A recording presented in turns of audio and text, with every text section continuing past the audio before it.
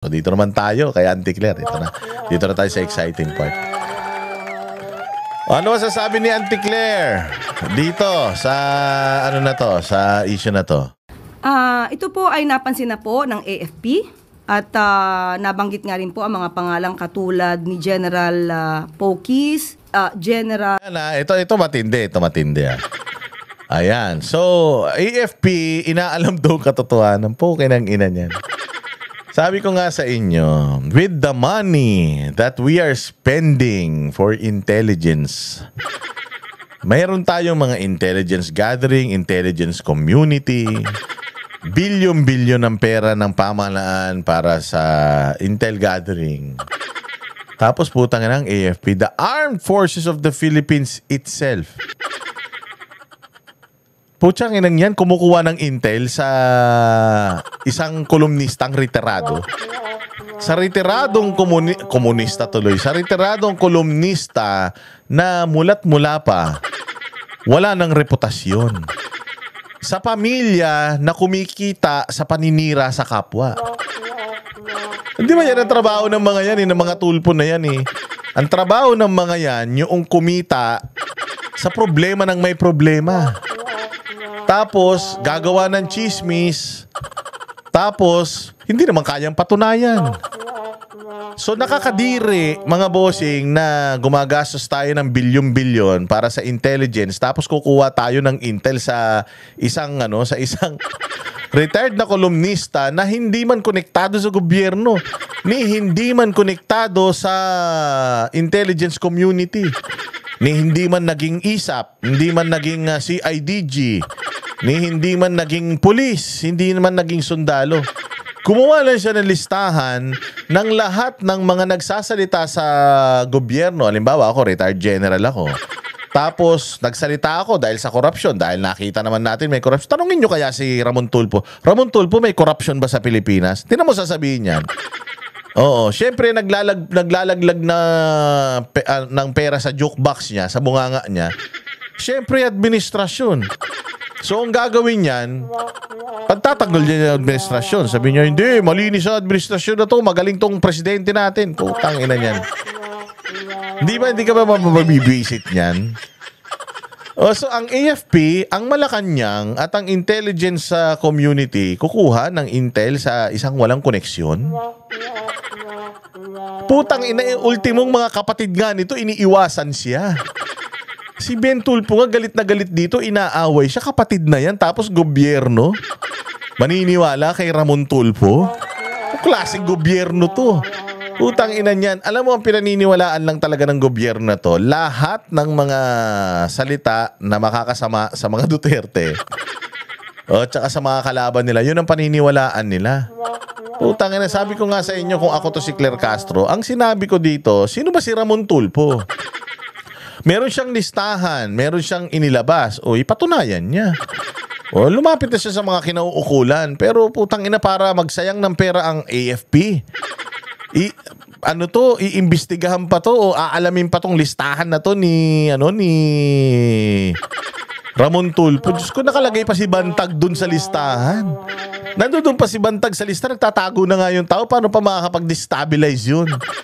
Hindi ba nakita lahat yung mga yan? Baka nga yung listahan na yan, si Boying ang may bigay sa kanya niyan eh. Kasi kasama si General Bantag. Paano magiging kasama si Bantag doon? Putang ina, hindi nga niya kaya pagtanggol sarili niya. Hindi nga makalabas yung tao, magdi-destabilize pa. Putang ina, hindi nyo nga nakikita si Bantag nagpo-post sa social media. Hayop yan. Hindi nyo nga narinig si Bantag nagsasalita. Hindi naman bilyonaryo si Bantag.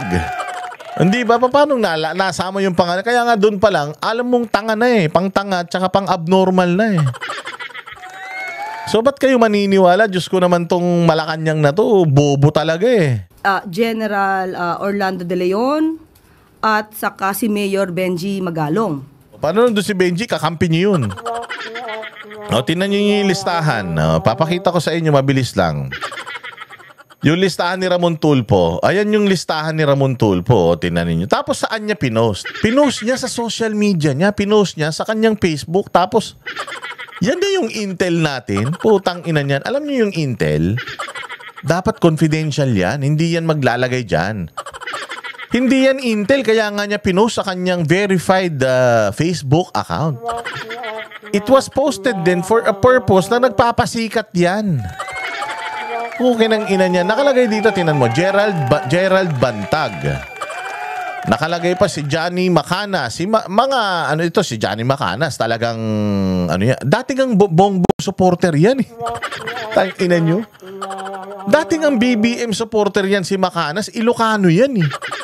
Kaya lang talagang sa sobrang sama nito ni Bongbong, puta, kahit yung mga kalahi niya, si Amy Marcos nga tinatakwil na yan eh. Kasi nga sobrang tanga eh. Oh, tapos ito si Johnny Macanas, dating defender to ni Bongbong Marcos, loyalista yan eh. Ngayon, kalaban nyo na. Uy, putang ina, bakit hindi nyo kaya isipin? Bakit dati naman kakampi namin to si Macanas? Ba't kalaban na? O ito si General Bantag, ganun din eh. Suportado niya si Pangulong Bongbong eh. Ilocano yan, tiga Baguio yan, solid north yan eh. Si Bongbong ang binoto niyan. Mantakin mo ngayon, kalaban nyo na. Bakit? Hindi nyo ba nakikita yung mga sarili nyo? Ito nakakatawa si Benjamin Magalong, putang ina, nakalagay pa for confirmation. Tarantado rin talaga to si Ramon Tulfo. Kanino mo i-confirm? Tangin na to, tanga talaga eh. Bugok talaga eh. Tanto naman mga pangalan dito, si Ferdinand Topacio. Pucha na si Ferdinand Topacio, pilay na yan. Hindi na nga makalakad ng diretso yan. Puta, magdi-destabilize pa yan. Paano pag nagkatakbuhan dinadapa yan? Mabilis mahuhuli yan. Ano ba naman kayo? Si Orly De Leon, hindi itong Orly De Leon, si General De Leon, yung militar yata to, na retired na din. Nagsasalita lang, sinasabi lang nila yung kanilang mga hinaing tapos mga destabilizer na. Pag nagsasalita ka ba, destabilizer? Oo, hindi ba pwedeng you're just practicing freedom of expression? I mean, they are not calling for a revolution. They're not calling for people to kill Bongbong Marcos. Sinasabi lang nila kung ano yung mga nararamdaman nila towards the government. Ikaw bilang isang gobyerno, if may negative, anong gagawin mo? You will listen, you will look at yung kanilang mga komento and then prove the people, because public office is public trust, prove the public na hindi totoo itong akusasyon sa'yo. Halimbawa, sinabi, addict ka. Ganun ang nguso mo. Wala ka namang candy. Pero, nguya ka wala ka namang bubble gum. Pinagli ka yata sa kambing. O hindi ba? Siyempre, patutunayan. Kasi nga dahil nga, parang visual effect yan. Visual effect, no? I mean, hindi, visual side effect ng paggamit ng excessive or long term na paggamit ng droga, yung pagngiwi-ngiwi ng ganon, yung parang pinupulikat yung panga mo. O syempre, isipin nila parang addict naman to. Utal-utal pa tapos walang direksyon yung mga speech. Parang sabog naman ito. O hindi ba ang dapat mong gawin? Hindi ako sabog. O ito yung drug test ko. O negative. Dapat ganon eh. Hindi. Pucha yan. May mga ganito pa kayong pautot. Si Benjamin Magalong for confirmation nakalagay. For confirmation. Ang inasan ka naman makakita ng ganyan. Meron bang ganyang intel? Hindi mo pa pala nako-confirm. Nilagay mo na sa listahan. Hindi mo kayo kabobo talaga nyo. Ukinanginan tong Malacanang na ito. Pati itong AFP na ito na putang ina niyan, mga supposedly magagaling kayo eh. Benjamin Magalong for confirmation. Di sana hindi mo muna nilagay Ramon Tulfo. Hindi mo pa pala nakukumpirma. Tapos ito naman mga gagong mga taga Malacanang tsaka gagong mga taga intelligence, kukumpirmahin daw nila. Anak ng tinapay, ganyang kabobo. Itong itong palabas na ito nila Claire Castro. Diyos ko po, diretso. Although for confirmation. At iba pa, pati si Colonel Achica na di umanong sangkot sa usapin ng 125 million pesos na confidential funds ng Vice Presidente. Ayon po sa AFP, sa mga gintong klaseng mga sinasabi, although ito ay nasa social media, at diba, intel nyo, social media. Diba, usually pagka intelligence, yan, mga intel groundwork yan. Sa ilalim yan naglalaro sa mga, sa Facebook. Saan ang galing yung intel nyo? Sa Facebook. Iinan niya, paano naging intel yan, Facebook? It's open to the public. Oo, dapat pagka mga ganyan, mga intel, sikreto yan. Intel nga eh. Di ba nga, kaya nga sa intelligence funds ni Inday Sara, yung mga nakakuha ng mga pabuya, nakakuha ng mga budget for intel gathering, di ba hindi nga nila binibigay yung pangalan nilang totoo eh? Di ba nagbibigay sila ng impormasyon sa sa ahensya na na nangangailangan ng impormasyon discreetly. Oo, may mga code name Pusakal, di ba mga ganun eh. Code name Heartbreak Kid. O, di ba ganun yung mga code names mo eh. Kaya nga may mga sinasabi silang Mary Grace Piatos, mga ganun. Kasi code names talaga. Hindi nila binibigay yung... Ito, mantakin mo si Ramon Tulfo sa mismong verified page niya sa mismong verified page niya ito ipinost. Ibig sabihin, putangina, walang basihan ito, pasikat lang ito. Kabubuhan nyo talaga. Kanila po, ito po ay ibinibigay na rin po sa kanilang intelligence community. Iminomonitor, inaalam ang katotohanan. Hindi naman po ibig sabihin na nasabi sa social media ito ay agad na dapat paniwalaan. So kailangan po nilang i-validate at sa ngayon po ayon sa AFP, ito po ay pinamomonitor at binigay na po nila sa intelligence community nila. So sa part ng... Diba nakakadiri, no? Pinapamonitor na. So ibig sabihin, wala kayong impormasyon yan, AFP? Putsang ina, gusto nyo makipaggera sa China. Tapos mga information na ito, wala kayo, kinukuha nyo pa kay Ramon Tulfo. Nakakaya naman ng AFP pagka ganito. Sana naman sinabi ng AFP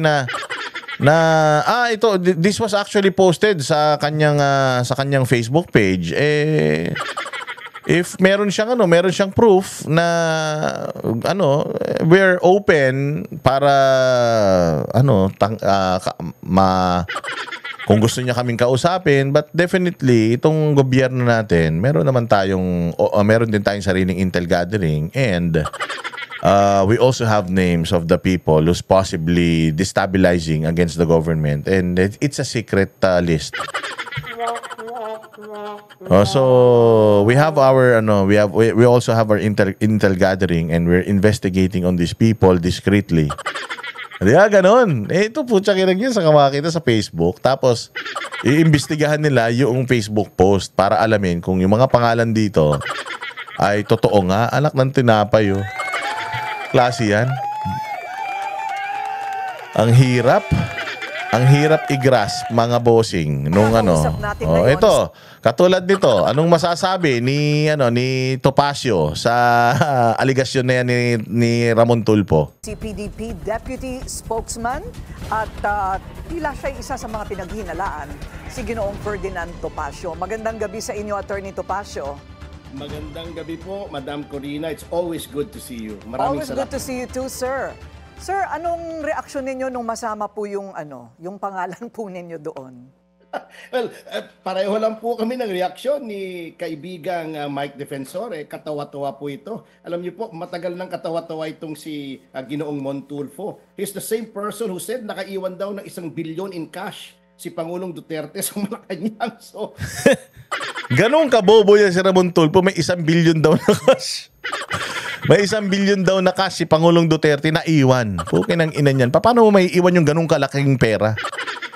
Hayop talaga naman. Alam mo, di ba sabi nga yung Rimowa na maleta, laki-laki nun. Yung pinakamalaking Rimowa na maleta, 45 million daw yung kayang ikarga nun. Mantakin mo 1 billion. Naiwan daw ni Pangulo Duterte sa Malacanang. Ang daming tao dyan. Okay lang, inan to bobo talaga eh. Apakaraming tao dyan sa Malacanang, makakaiwan ka na 1 billion kung di ka ba naman tanga. Utang ina, ginagawa niya kasi tangan niya si Pangulong Duterte. So, ibig sabihin, itong maman to, putay na, kung di mo nag-hallucinate to, pinagli kay kay kasinungalingan. Kung may alamat ng kasinungalingan, putay itong pamilyang Tulfo na ito. Sila ang flag bearer ng Olympics ng kasinungalingan. Kung merong Olympics ng kasinungalingan, ito si Ramon Tulfo, putang ina, gold medalist to. Tatalunin si Michael Phelps nito. Kailan si Michael Phelps, yung magaling lumangoy sa Amerika. Pag itong gunggong na to, merong Olympics, patimpalak ng mga sinungaling, putang ina, mas marami pang gintong medalya makukuha to kay Michael Phelps. Maniwala kayo. So, Nakaiwan daw si Pangulong Duterte ng 1 bilyong cash. Tangina dyan. Ang daming pera nung gago. Buti sana ko 1,000 eh. Si Pangulong Duterte nakaiwan ng 1,000. Nakaiwan ng pitaka, ganyan. Putay, maiwan mo 1 bilyon. Ilari mo ang maleta yan. Gago talaga eh. We take these things with a grain of salt. Okay, he seems to be very sure sa kanyang mga pangalan.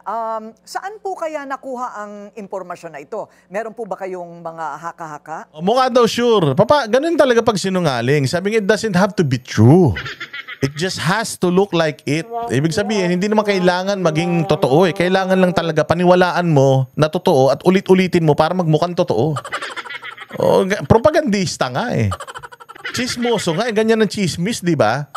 Tain na yan. Well, ang haka-hako ko dyan he may have pulled it out of his ass kasi wala naman pong... Galing sa pet niya yan. Gago talaga to si Atty. Topacio kahit kailan, no? Galing daw sa tumbong ni Ramon Tulfo. Baka sa tumbong ni Trillanes galing yan. Nung kinakalikot niya siguro yung puwet ni Trillanes, baka umutot, tas lumabas itong mga pangalan na ito. Tangin ng report to, parang baliw. Tayan para any of those people in that list should be included in the term destabilizer. Sapagkat wala naman pong destabilizer as a legal term in the legal lexicon.